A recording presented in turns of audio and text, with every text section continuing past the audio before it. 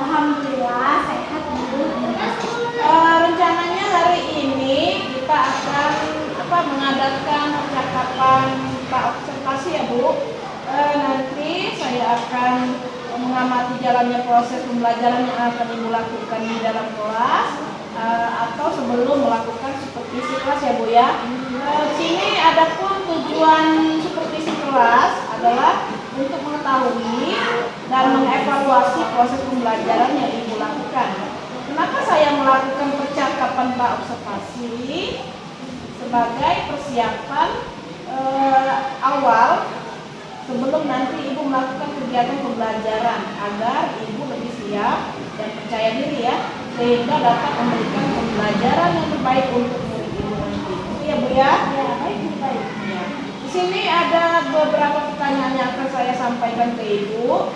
Yang pertama yaitu yang berkaitan dengan tujuan pembelajaran yang akan Ibu sampaikan di pembelajaran nanti. Berdasarkan rancangan pembelajaran yang telah saya tuliskan di sini adalah yang pertama, setelah mengamati reklame, siswa mampu mengidentifikasi ciri-ciri reklame dari contoh yang diberikan dengan cermat. Yang kedua, setelah mengamati reklame, siswa mampu membedakan reklame dan bukan reklame dengan benar. Seperti itu. Yang terakhir, siswa mampu mempresentasikan hasil karya yang telah mereka buat secara berkelompok. Oke, baik Bu. Berarti di sini ada 3 tujuan pembelajaran yang akan Ibu sampaikan dalam pembelajaran tersebut ya, Bu Iya, ya? betul sekali. Lalu bagaimana cara area pengembangan yang akan Ibu ingin capai dalam pembelajaran tersebut? Begini, untuk area pengembangan yang akan saya lakukan adalah di penilaian pengetahuan dan keterampilan. Di mana di penilaian pengetahuan, siswa mampu mengidentifikasi ciri-ciri reklame dari contoh yang diberikan dengan cermat. Kemudian yang kedua, siswa mampu membedakan reklame dan bukan reklame dengan benar. Sedangkan di area keterampilannya, siswa itu mampu mempresentasikan hasil karya yang telah mereka buat secara berkelompok. Oke, berarti area pengembangan yang akan Ibu lakukan itu di aspek pengetahuan dan keterampilan pada siswa Ibu. Kemudian lalu bagaimana rancangan pembelajaran yang ingin Ibu terapkan dalam kelas ya? Mungkin dari strategi pembelajarannya atau model pembelajarannya dan juga metode pembelajarannya. Baiklah, jadi strategi pembelajarannya adalah pembelajaran berdiferensial. Berdiferensiasi berdasarkan kesiapan belajar siswa yang diintegrasikan dengan pembelajaran kompetensi sosial emosional, di mana saya akan membagi kelompok berdasarkan kemampuan, keterampilan, dan keaktifan siswa. Kalau untuk pada pembelajarannya itu pembelajaran berbasis masalah atau problem based learning. Oke, berarti menggunakan PBL ya Bu ya? Iya Bu, metode pembelajarannya adalah dengan diskusi kelompok, bentuk tugasnya yaitu dengan penugasan dan juga tanya jawab. Oke, baik. Jadi dalam rancangan tersebut Ibu akan menggunakan strategi pembelajaran berdiferensiasi, model pembelajarannya yaitu pembelajaran berbasis masalah atau PBL, kemudian juga menggunakan diskusi kelompok yang menggunakan penugasan dan tanya jawab. Lalu bagaimana dengan media pembelajaran yang akan Ibu lakukan atau digunakan di dalam kelas nanti? Saya akan menggunakan contoh-contoh gambar yang berbentuk reklame dan juga LKPD atau lembar kerja kesehatan. Oke. Lalu kemudian kapan sih Ibu akan melakukan pembelajaran tersebut? Di hari apa? Di kelas berapa? Dan juga jam berapa? Rencananya saya akan melakukannya besok di hari Selasa jam pertama karena saya di kelas 6. Maka saya akan melakukan pembelajarannya di kelas saya sendiri yaitu kelas 6. Oke, baik Bu. Berarti Selasa besok di jam pertama saya akan datang ke kelas Ibu untuk melakukan supervisi kelas dan saya akan mencatat apa saja proses pembelajaran yang akan dilakukan di kelas tersebut. Terus setelah itu melakukan kegiatan pembelajaran, saya akan melakukan percakapan kembali yaitu pasca observasi ya Bu ya nanti ya. Siap Bu, siap. Oke, sebelum kita akhiri, apa sih yang Ibu dapatkan dari percakapan kita hari ini?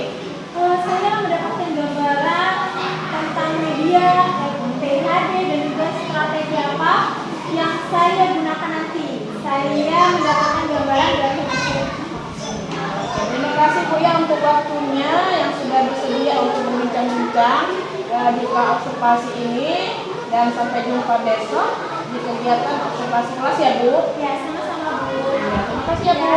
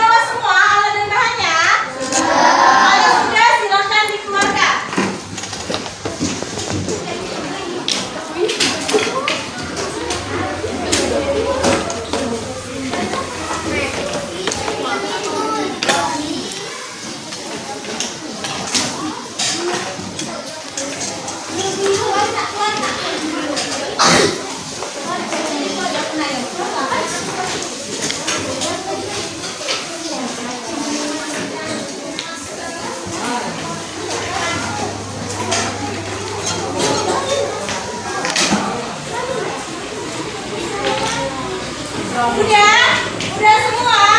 Kalau sudah semua alat dan bahan di atas meja, silakan bekerja. Kelompok 1 silakan buat buklet. Kelompok 2 silakan buat poster. Kelompok 3 silakan buat brosur. Selamat.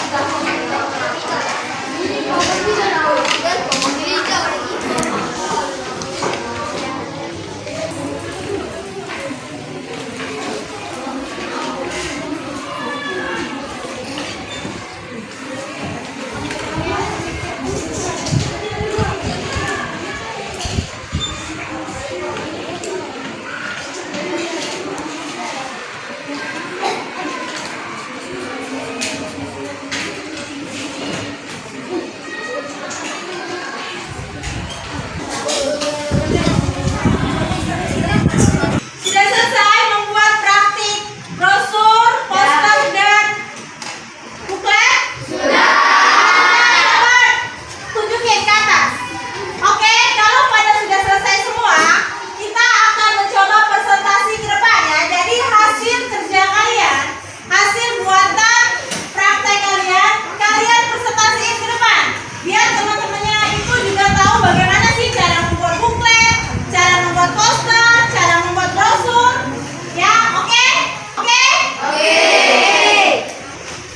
Baiklah, kita mulai dari kelompok 1 dulu ya, presentasi ke depan. Assalamualaikum warahmatullahi wabarakatuh. Waalaikumsalam warahmatullahi wabarakatuh. Selamat pagi semuanya. Pagi. Kami dari kelompok 1 langsung mempresentasikan hasil buatan kami yaitu buklet. Sebelumnya perkenalkan, nama saya Edwin. Ini Bunga, Maya, Iko, dan Ija. Saya jelaskan buklet. Cara membuatnya itu disatukan bisa dimensi 1 kemudian digambar temanya tentang apa. Di sini kami tentang makanan ringan. Kemudian di halaman selanjutnya digambar makanan ringannya apa saja dan diwarnai. Setelah itu jadilah buklet. Ada yang mau ditanyakan? Ya, silakan Nadia. Saya dan kelompok 3 menanyakan pertanyaan saya. Apa yang dimaksud dengan berjudul? Ada lagi yang mau bertanya? Ya, silakan Kak Ika. Saya Farida dari kelompok 3. Saya ingin bertanya, apa fungsi buklet? Baiklah, kami akan mencoba menjawab pertanyaan dari Nadia yang akan menjawab oleh Nadia. Dengan buklet. Buklet adalah salah satu alat promosi yang dibentuk seperti buku kecil. Apakah sudah jelas? Selanjutnya, pertanyaan Kak Ika menjawab dengan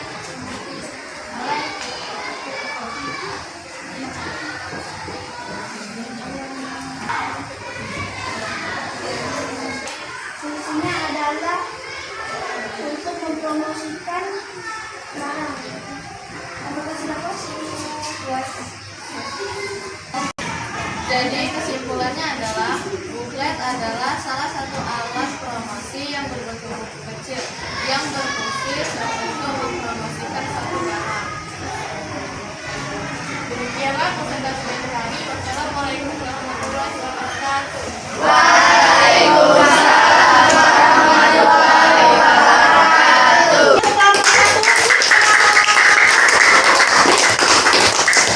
Selanjutnya silakan kelompok 2 untuk mempresentasikan hasil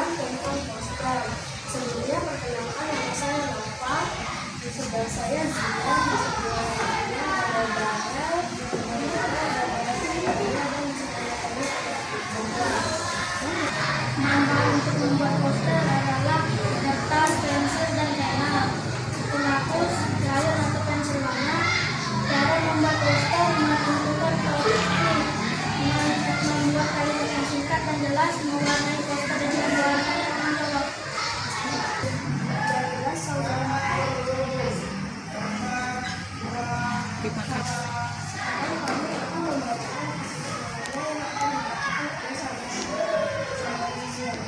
Kesimpulannya adalah poster berisi gambaran dan tulisan untuk menyampaikan informasi kepada masyarakat. Wassalamualaikum warahmatullahi wabarakatuh.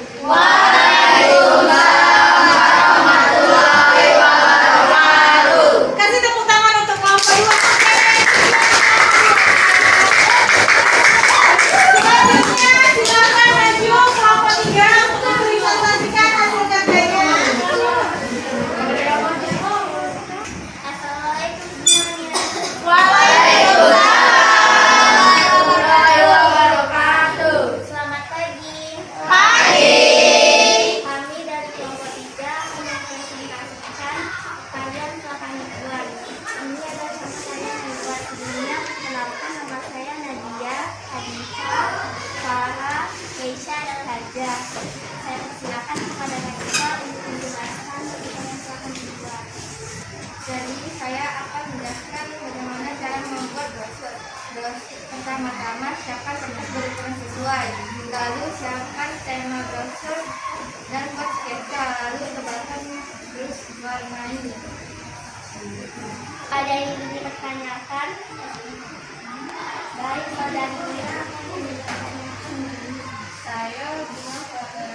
Saya adalah dari kelompok 1 ingin bertanya apa itu brosur dan apa kegunaan brosur. baik saudari Mira, kami membutuhkan waktu untuk menjawab pertanyaan dari saudari Mira. Baik, kami akan menjawab pertanyaan dari saudari Mira yang akan dijawab oleh Farah. Apa yang dimaksud dengan brosur? Brosur adalah lembaran kertas yang biasanya dibagikan di tempat umum. Kegunaannya untuk menginformasikan barang atau jasa yang akan ditawarkan. Apakah sudah jelas, saudari Mira? Sudah jelas. Terima kasih. Kesimpulannya akan dijawab oleh saudari Saja. Jadi kesimpulannya adalah brosur lembaran kertas yang biasanya dibagikan di tempat umum. Brosur berisi informasi yang akan ditawarkan kepada masyarakat. Baik, itulah presentasi yang kami sampaikan. Wassalamualaikum warahmatullahi wabarakatuh.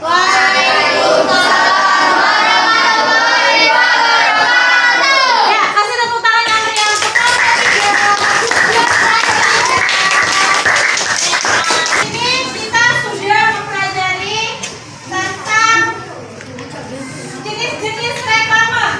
Sebelum kita menutup pembelajaran kita pada hari ini, ini ada lembar kerja peserta didik atau LKPD yang harus kalian isi. Oke?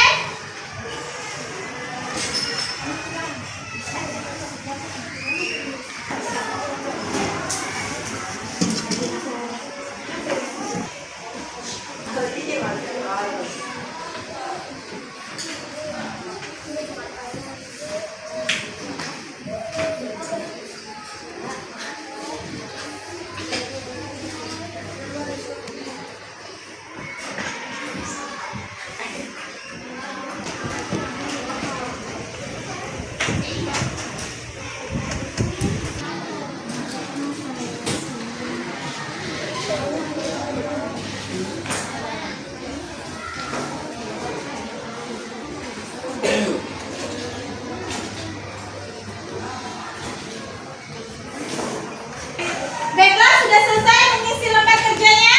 Kalau sudah, silakan dikumpulkan. Salah satu saja yang dikumpulkan ke depan dengan ibu.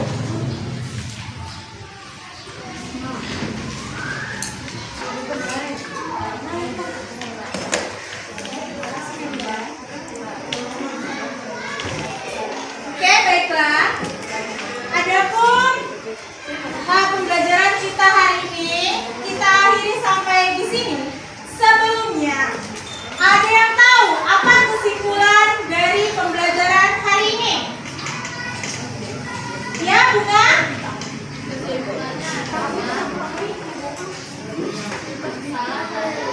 Ada beberapa jenis-jenis brosur. Ada